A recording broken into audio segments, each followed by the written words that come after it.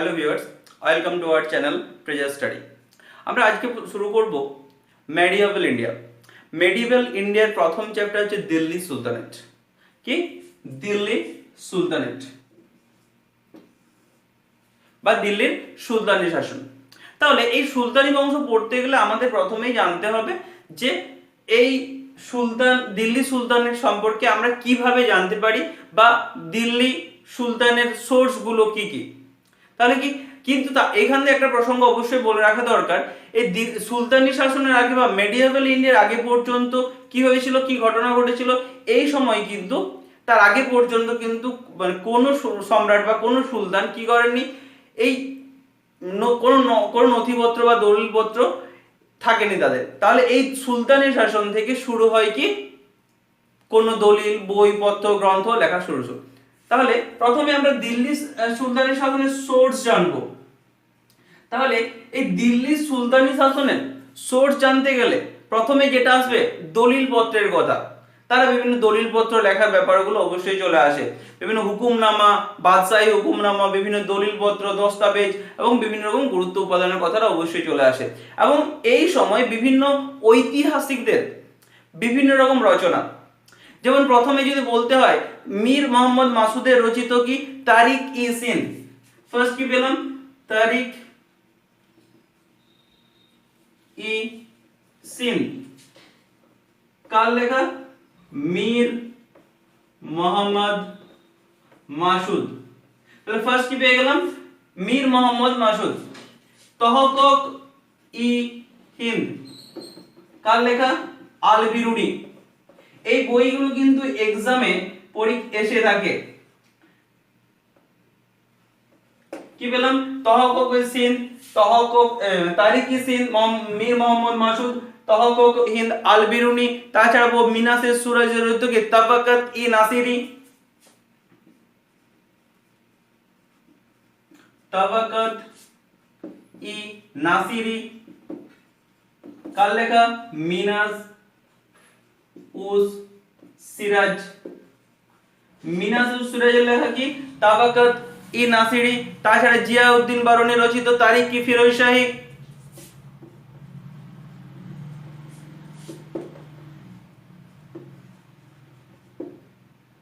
তারিখ কি ফিরোজ শাহী কার লেখা? জিয়াউদ্দিন বারনী।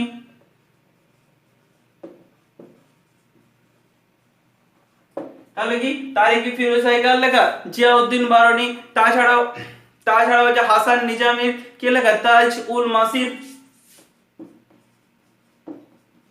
তাজ উল মাসির হাসান নিজামী। তাহলে তাছাড়াও এই গ্রন্থগুলো ছাড়াও বিভিন্ন রকম গ্রন্থ আছে, যেমন কি কি? যেমন আছে ফিরোজ শাহ তুগলকের সময় রচিত তুগলকনামা। তাছাড়া ইসলাম রচিত ফাতাউত সালাতিন। ফাতাউত সালাতিন কিন্তু ইম্পর্টেন্ট, মাথায় রাখবে। ফাতাউত সালাতিন কার লেখা? এই ফাতাউত সালাতিন কিন্তু এটা খুব ইম্পর্টেন্ট। এটা হচ্ছে ইসলামের রচিত কি ফাতাউত সালাতিন। এবং আফিজের লেখা হচ্ছে তারিখ ই ফিরোজ শাহী। এই গ্রন্থগুলো কিন্তু আমাদের কি করে? মুঘল সুলতানি সাম্রাজ্য সম্পর্কে আমাদেরকে জানান দেয়। তাছাড়াও এই যে সুলতানরা ছিল, যেমন ইলতুৎমিশ বলো, ফিরোজ শাহ তুগলক, বিভিন্ন যে সুলতানরা ছিল, তারা কিন্তু যখন মুদ্রা বা বিভিন্ন শিলালিপি, তাদের সম্পর্কে মুদ্রা বা শিলালিপি থেকেও কিন্তু আমরা জানতে পারি। ক্লিয়ার? এটা গেল আমাদের সোর্স দিল্লি সুলতানেটের। তাহলে এরপর আমরা যেটা আসব সেটা হলো এই যে ভারতে মুসলিম শাসন বা দিল্লি সুলতানি শাসন কিভাবে শুরু হলো। প্রথমে আমরা শুরু করব ব্যাকগ্রাউন্ড অফ বা historical background of Muslim attack in India. Muslim attack in India. তাহলে ভারতে মুসলিম অ্যাটাক কিভাবে ঘটেছিল? তাহলে ভারতে প্রথম মুসলিম অ্যাটাক যদি বলা যায় 708 খ্রিস্টাব্দে প্রথম মুসলিম অ্যাটাক ভারতে ঘটেছিল। কে করেছিল? অবেদুল্লাহ এবং কি বাদাউলি। এবং সেই সময় কিন্তু মুসলিম অ্যাটাক করেছিল ঠিকই, কিন্তু সেই সময় রাজা দাহির কি করেছিলেন? রাজা দাহির কিন্তু তাদেরকে পরাজিত হয়ে তাদেরকে বাধা দিয়েছিলেন। তাহলে ফার্স্ট কি পেলাম? কত খ্রিস্টাব্দে প্রথম মুসলিম অ্যাটাক হলো ভারতে? 708 কি হলো 708 খ্রিস্টাব্দে, বিসি নয় কিন্তু এডি এটা মাথায় রাখবে, 708 খ্রিস্টপূর্বাব্দ নয় 708 খ্রিস্টাব্দে ভারতে প্রথম মুসলিম আক্রমণ হলো। কারা করলো? Obaidullah and বাদাইলি। K K? Obaidullah and বাদাইলি, এরা দুজন কি করলো? ভারতে প্রথম মুসলিম অ্যাটাক করলো। এবং এই সময় রাজা দহির কি করলো? বাট রাজা দহির, কিং দহির স্টপ দেম, কি করলেন? রাজা দহির তাদেরকে কি করলেন? থামিয়ে দিলেন। কিন্তু এখানে এই যে ওবেদুল্লাহ বাদালির পর 708 খ্রিস্টাব্দে প্রথম মুসলিম অ্যাটাক বললাম কবে? প্রথম হয়েছিল 708 খ্রিস্টাব্দে। কিন্তু প্রথম ভারতে কোন মুসলিম রুলার হিসাবে প্রথম আক্রমণ করেন কে? Muhammad bin Qasim. That is the first Muslim attack and first Muslim 712 খ্রিস্টাব্দে first Muslim ruler who attacked India. That is the point. Muslim ruler, that is the Muslim attack. তাহলে মুসলিম অ্যাটাক কবে হয় আর মুসলিম ruler কে ভারত আক্রমণ করে, কিন্তু এটা মাথায় রাখবে। তাহলে 708 খ্রিস্টাব্দে প্রথম মুসলিম অ্যাটাক এবং 712 খ্রিস্টাব্দে কি হলো? প্রথম মুসলিম রুলার যে ভারত আক্রমণ করলো। তিনি কে? তিনি ছিলেন মোহাম্মদ বিন কাসেম। এবং মোহাম্মদ বিন কাসেম কি করলেন? এবং মোহাম্মদ বিন কাসেম পুরো সিন্ধু প্রদেশটাকে ধ্বংস করলেন। মোহাম্মদ বিন কাসেম কি করলেন? কনকার্ড সিন্ধ প্রদেশ, সিন্ধু প্রদেশকে তিনি ধ্বংস করলেন।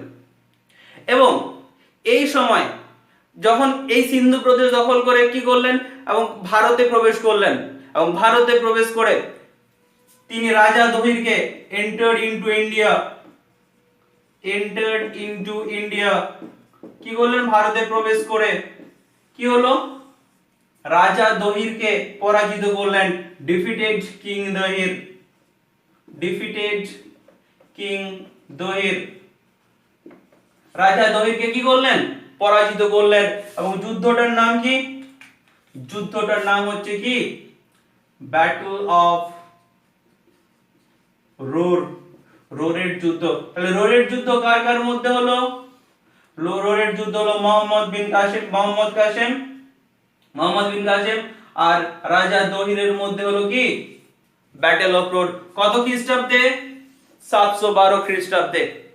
ক্লিয়ার?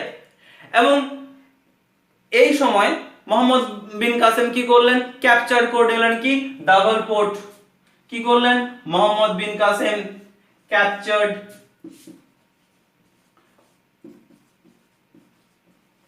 ডাবল বন্দরকে কি করলেন? দখল করে নিলেন। এবং এই সময় একটা কথা, এই কনটেক্সটে একটা কথা বলা দরকার। এই যে মুসলিম শাসন বা ইসলাম ধর্ম কে শুরু করেছিলেন? মুসলিম ধর্ম কে? হযরত মুহাম্মদ। কত খ্রিস্টাব্দে? যিনি জন্মগ্রহণ করেছিলেন 570 খ্রিস্টাব্দে। তিনি মুসলিম শাসন বা ইসলাম যে ধর্ম কি তিনি সেটা সূচনা করেছিলেন। এবং তার এই ইসলাম যে ধর্ম, এই হযরত মুহাম্মদ প্রবর্তিত যে ধর্ম, সেটা প্রথম এই হযরত মুহাম্মদের ধর্মটা প্রথম কে গ্রহণ করেছেন? ফার্স্ট ডিসাইপল কে?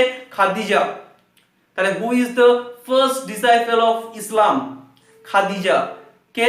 এই খাদিজা ছিলেন হযরত মুহাম্মদের ওয়াইফ। ক্লিয়ার? এবং এইখানে এই কনটেক্সটে মনে রাখা 662 খ্রিস্টাব্দে গজনি স্টেট তৈরি হয়। কে করেছিলেন? আলাউদ্দিন। তাহলে এটা হলো প্রথম মুসলিম আক্রমণ 712 খ্রিস্টাব্দে। এবং এইখানে কি হলো? 962 খ্রিস্টাব্দে কি হলো? Alauddin founded Ghazni state. Found করলেন কে? 962 খ্রিস্টাব্দে। আলাউদ্দিন কি করলেন? গজনি স্টেট প্রতিষ্ঠা করলেন। এবং এর কত খ্রিস্টাব্দে 962 খ্রিস্টাব্দে এবং 988 খ্রিস্টাব্দে সবুকতগিন তার স্লেভ তার কৃতদাস কি করলেন, তিনি ভারত আক্রমণ করলেন। কে? সবুকগিন। এই যে সবুকগিন ছিলেন ফার্স্ট তুর্কি who attacked India, তিনি কি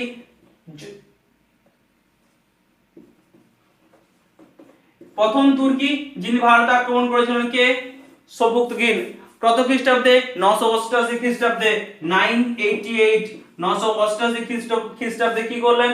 সবুকতগিন প্রথম তুর্কি যিনি ভারত আক্রমণ করলেন। এবং সবুকতগিন কে ছিলেন? এই সবুকতগিন ছিলেন কে? আরক্তগিনের স্লেভ, কৃতদাস। এবং যখন এই সবুকতগিন ভারত আক্রমণ করলো তখন কাকে পরাজিত করলো? হিন্দু রুলার জয়পালকে। Sabuktigin defeated Hindu ruler Jaipal. Clear? এই যে প্রত্যেকটা পয়েন্ট বললাম, এই প্রত্যেকটা পয়েন্ট থেকে কিন্তু আমাদের পরীক্ষায় কোশ্চেন আসে, এই পয়েন্টগুলো কিন্তু মাথায় রাখতেই হবে। এরপর এই যে প্রথম তুর্কি কে ভারত আক্রমণ করলো? প্রথম তুর্কি ভারত আক্রমণ করলো কে? সবুকগিন। এবং এই কনটেক্সটে আমাদের জানা রাখা, এই সময় সুলতান মাহমুদ কি করলেন? সুলতান মাহমুদ। তাহলে সুলতান মাহমুদ আক্রমণ প্রসঙ্গে আসার আগে আমাদের জানতে হবে এই সুলতান মাহমুদ কে ছিলেন। সুলতান মাহমুদ কে ছিলেন? এই যে সবুকগিন 988 খ্রিস্টাব্দে যিনি ভারত আক্রমণ করলেন তার পুত্র কে? সুলতান মাহমুদ, সন অফ সবুকগিন। কি ছিলেন? এই সবুকতগিনের পুত্র ছিলেন কে? সুলতান মাহমুদ। এবং যখন এই সবুকতগিনের মৃত্যু হয়, তার মৃত্যুর পর সুলতান মাহমুদ কি করলেন? গজনির সিংহাসনে বসলেন। কত খ্রিস্টাব্দে? 998 খ্রিস্টাব্দে 998 খ্রিস্টাব্দে তিনি গজনির সিংহাসনে বসলেন। এবং সিংহাসনে বসে তিনি টাইটেল পেলেন কি? জামিনী উদ দৌলা। কার কাছ থেকে? বাগদাদের খলিফার কাছ থেকে। কি টাইটেল পেলেন? জামিনী উদ দৌলা। জামিনী উদ দৌলা উপাধি পেলেন কার কাছ থেকে? বাগদাদের খলিফার কাছ থেকে। এবং কি তার জন্যই এই সুলতান মাহমুদ কি নামে পরিচিত? জামিনী তুর্ক। কি? জামিনী তুর্ক। তার কোশ্চেন আসতে পারে জামিনী তুর্ক নামে কে পরিচিত? সুলতান মাহমুদ। ক্লিয়ার? এবং এই যে সুলতান মাহমুদ, এই সুলতান মাহমুদ 1000 থেকে 1027, অনেক জায়গায় 1026 এই টাইমের মধ্যে বা 1025 এই টাইম পিরিয়ডের মধ্যে 17 বার ভারত আক্রমণ করেছিল কে? সুলতান মাহমুদ। কতবার? 17 টাইমস। 1025 ও মতান্তরে 1026 এই টাইম পিরিয়ডের মধ্যে 1025 বা 1026 এই টাইম পিরিয়ডের মধ্যে সুলতান মাহমুদ 17 বার ভারত আক্রমণ করেন। এবং তিনি যখন ভারত আক্রমণ করেন, প্রথম যুদ্ধ কি? First battle of Waihind. কি? First battle of Waihind. কত খ্রিস্টাব্দে হচ্ছে? ফার্স্ট ব্যাটল অফ ওয়াহিন্দ 1001 খ্রিস্টাব্দে হচ্ছে। কার সাথে? এখানে সুলতান মাহমুদ পরাজিত করছে কাকে?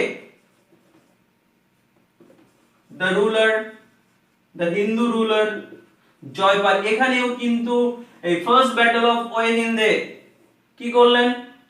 হিন্দু রুলার জয়পালকে পরাজিত করলেন কে? সুলতান মাহমুদ।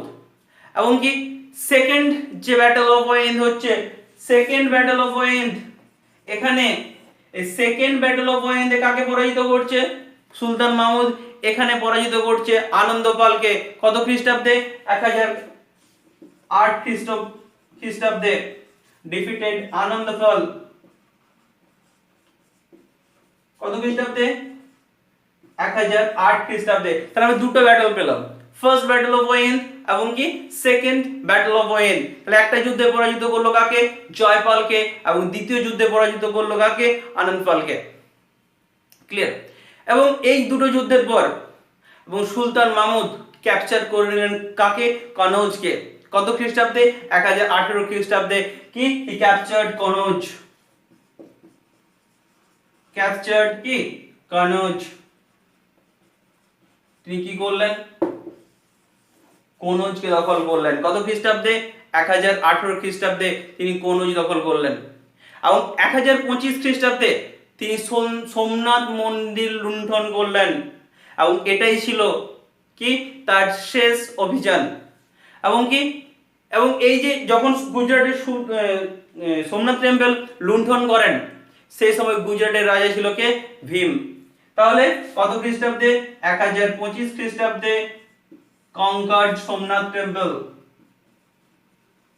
conquered Somnath temple. এবং এই সময় গুজরাটের রুলার কে? এই সময় গুজরাটের রুলার ছিল কে? ভীম। এবং এই যে সুলতান মাহমুদ ছিল, সুলতান মাহমুদের একজন খুব বিখ্যাত কোর্ট পোয়েট ছিলেন কে? উতবি। কে? উতবি। কোর্ট পোয়েট কে ছিলেন? উতবি, UTBI। এবং তিনি কি লিখেছিলেন? তিনি লিখেছিলেন কিতাবুল জামিনী। এটা আমরা সোর্সে বলেছি। তাহলে কি কিতাবুল জামিনী লেখা হচ্ছে কে? এই উতবি। এবং এই যে সুলতান মাহমুদকে বলা হয় কি নামে পরিচিত? Idol destroyer. কি? আইডল ডেস্ট্রয়ার বা বুধ শিকার, বাংলায় বলছে মূর্তি ভঙ্গকারী। কি? আইডল ডেস্ট্রয়ার বা বুধ শিকার। ক্লিয়ার? এটা হলো সুলতান মাহমুদ। কি? আইডল ডেস্ট্রয়ার বা বুধ শিকার। তিনি ছিলেন মূর্তি ভঙ্গকারী বা বুদ্ধিকান বলা হয় কাকে? এই সুলতান মাহমুদকে। এবং এরপর মোহাম্মদ ঘুরি ভারত আক্রমণ করতে কত খ্রিস্টাব্দে? 1175 খ্রিস্টাব্দে মোহাম্মদ ঘুরি অ্যাটাক ইন্ডিয়া। কি করলেন? মোহাম্মদ ঘুরি কি ভারত আক্রমণ করলেন। এবং এই যে মোহাম্মদ ঘুরি ভারত আক্রমণ করেছিল 1175 খ্রিস্টাব্দে, এই মোহাম্মদ ঘুরির অরিজিনাল নাম বা রিয়েল নেম কি ছিল? মুজাউদ্দিন মোহাম্মদ। মোহাম্মদ ঘুরির কি অরিজিনাল নাম ছিল? মুজাউদ্দিন মোহাম্মদ। কি? মুজাউদ্দিন মোহাম্মদ ছিল কি এই মোহাম্মদ ঘুরির অরিজিনাল নেম। এবং 1175 খ্রিস্টাব্দে মোহাম্মদ ঘুরি ভারতে কি করলেন? ভারত আক্রমণ করলেন। এবং এই তারপর 1191 খ্রিস্টাব্দে প্রথম তরাইনের যুদ্ধ হয়। কত খ্রিস্টাব্দে? 1191, ফার্স্ট ব্যাটল অফ তরাইন। এবং এই যে ফার্স্ট ব্যাটল অফ তরাইন, এই যুদ্ধে তিনি পরাজিত হন। কার সাথে? কার কাছে? পৃথ্বীরাজ চৌহানের কাছে। তিনি পৃথ্বীরাজ চৌহানের কাছে কি হলেন? পরাজিত হলেন। এই পৃথ্বীরাজ চৌহানের কাছে পরাজিত হন। এবং পরবর্তীকালে 1192 খ্রিস্টাব্দে দ্বিতীয় তরাইনের যুদ্ধে, কত খ্রিস্টাব্দে? 1192 খ্রিস্টাব্দে তিনি দ্বিতীয় তরাইনের যুদ্ধে জয়লাভ করলেন। কার সহায়তায়? এই পৃথ্বীরাজ চৌহানকে তিনি জয়চাঁদের সহায়তায় কি করলেন? পরাজিত করলেন 1192 খ্রিস্টাব্দে। ক্লিয়ার? তাহলে দুটো তরাইনের যুদ্ধ হলো। 1191 কি তো প্রথম তরাইনের যুদ্ধ, 1192 দ্বিতীয় তরাইনের যুদ্ধ। এবং এই যে প্রথম যুদ্ধে যখন পরাজিত হলো, দ্বিতীয় যুদ্ধে জয়লাভের পর তিনি হলেন ভারতে first Muslim rule. Who established the first Muslim rule in India? That is Muhammad Ghori. Clear? এবং কি তারপরে যখন জয়চাঁদের সহায়তায় জয়লাভ করার পরেও এই জয়চাঁদকেও তিনি চাঁদোয়ারের যুদ্ধে পরাজিত করলেন 1194 খ্রিস্টাব্দে। কি 1194 খ্রিস্টাব্দে ডিফিটেড জয়চাঁদ জয়চাঁদ কি, যে জয়চাঁদের সহায়তায় দ্বিতীয় তরাইনের যুদ্ধে পরে জয়লাভ করলো, এবং সেই জয়চাঁদকে চাঁদোয়ারের যুদ্ধে কি ব্যাটল অফ চাঁদোয়ার, এই চাঁদোয়ারের যুদ্ধে তাকে কি করলো, তাকে পরাজিত করলো। তাকে পরাজিত করে ভারতে মুসলিম শাসনটাকে, মুসলিম শাসনের ভিতটাকে তিনি শক্ত করলেন। এই মোহাম্মদ ঘুরিকে এই জন্যই বলা হয় মোহাম্মদ ঘুরি ওয়াজ the founder of Muslim rule India. এখানে কিন্তু পরীক্ষায় কোশ্চেন আসে, পরীক্ষায় অনেকে ভুল করে, সেটা হচ্ছে স্লেভ ডাইনাস্টির প্রতিষ্ঠাতা কুতুবউদ্দিন আইবককে বলে দেয় কিন্তু মুসলিম রুল ফাউন্ডার। তাহলে হু ইজ দ্য বা who was the founder of Muslim rule in India? That is Muhammad Ghori. Clear? এইগুলো আমাদের হিস্টোরিক্যাল ব্যাকগ্রাউন্ড। এরপর এই যে মুসলিম শাসনের প্রতিষ্ঠা হলো, এবং এই মুসলিম শাসন, মুসলিম রুলের সাহায্য হলো কি মোহাম্মদ ঘুরির হাত ধরে। এই মোহাম্মদ ঘুরির কৃতদাস ছিলেন কে? কুতুবউদ্দিন আইবক। কুতুবউদ্দিন আইবক।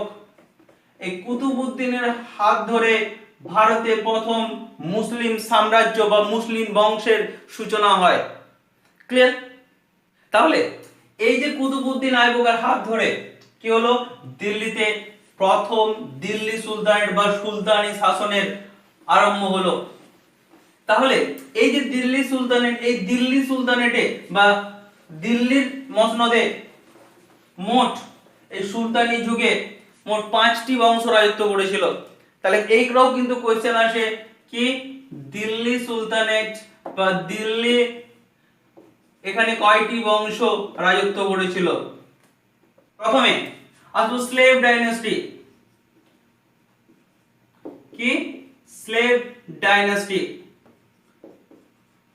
এই স্লেভ ডাইনাস্টি রাজত্ব করেছিল কত? 1206 থেকে, যেখানে কুতুবউদ্দিন আইবকের হাত ধরে, যে কুতুবউদ্দিন আইবকের হাত ধরে কি হয়েছিল, এই দিল্লির সুলতানি শাসনের সূচনা হয়েছিল। সে 1206 থেকে 1290 খ্রিস্টাব্দ পর্যন্ত দিল্লি সিংহাসনে দাস বংশ কি করলেন, রাজত্ব করলো। এবং এই 1290 খ্রিস্টাব্দে কে জালালউদ্দিন খলজি কি করলেন, তিনি এই দাস বংশের শেষ রাজা কাইকোবাদ বা কায়ুরমাসকে হত্যা করে দিল্লির সিংহাসনে প্রতিষ্ঠা করলেন খলজি ডাইনাস্টি, যেটাকে ইতিহাসে বলা হয় কি খলজি রিভলিউশন, যেখানে 1290 খ্রিস্টাব্দে সূচনা করলেন কি খলজি ডাইনাস্টি। এবং এই 1290 থেকে 1320 খ্রিস্টাব্দ পর্যন্ত এই টাইম পিরিয়ডে দিল্লিতে রাজনা করলো কারা, এই খলজি ডাইনাস্টি। 1290 থেকে 1320, এবং এই 1320 খ্রিস্টাব্দে খলজি শাসনের অবসান ঘটিয়ে তুগলক ডাইনাস্টি প্রতিষ্ঠা হচ্ছে কি তুগলক।